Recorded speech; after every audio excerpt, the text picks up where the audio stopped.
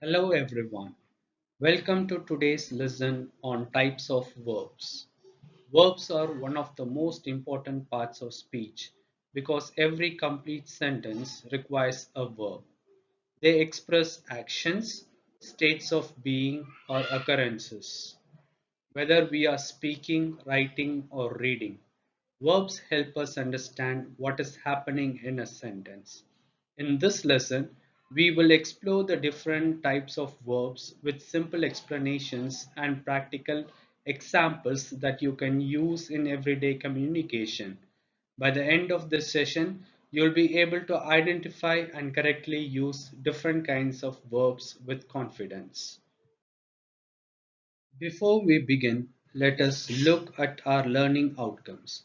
By the end of this lesson, you should be able to define what a verb is, identify the different types of verbs, correctly use be verbs, distinguish between auxiliary verbs, modal verbs, and main verbs, and finally differentiate between regular and irregular verbs.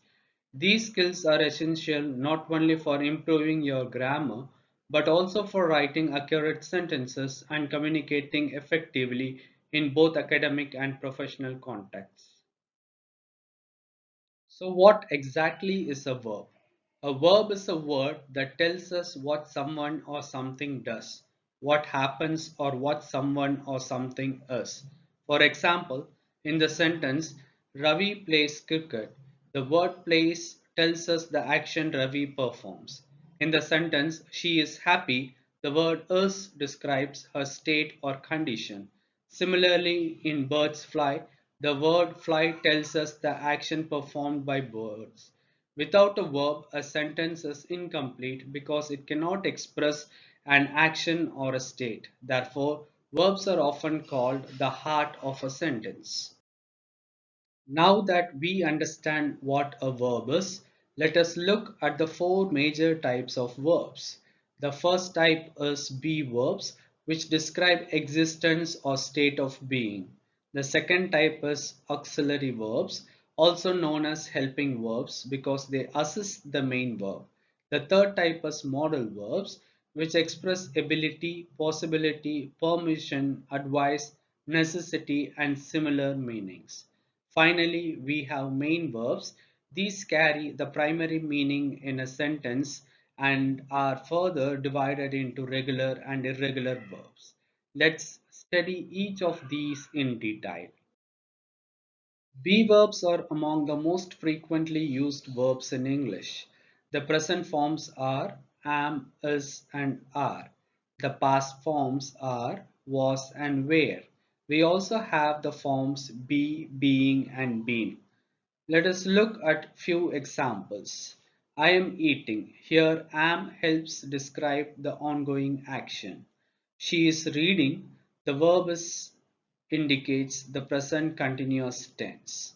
They are writing. Again, are supports the main verb. They were late and she was on the phone. Use past forms to describe situations that happened earlier.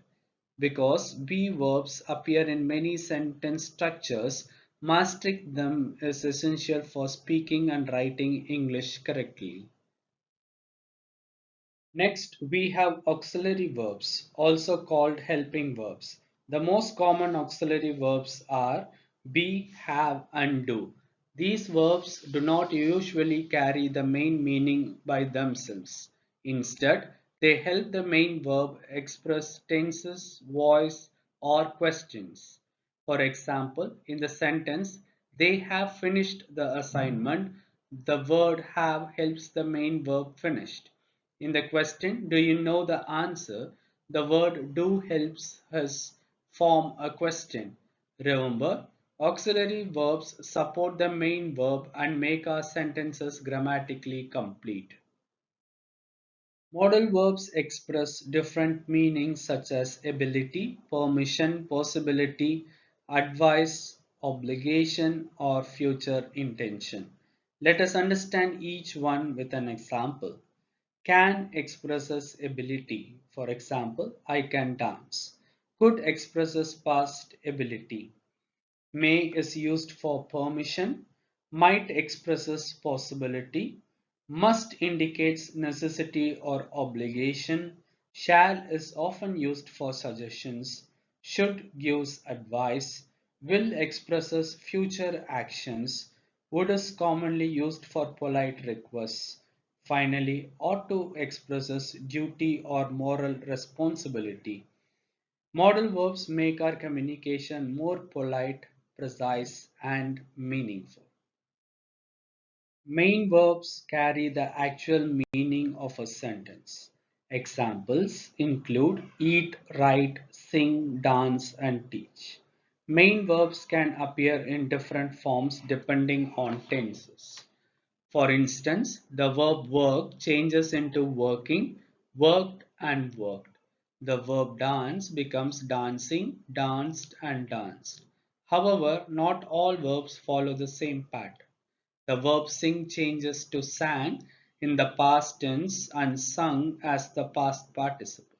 Similarly, write becomes wrote and written.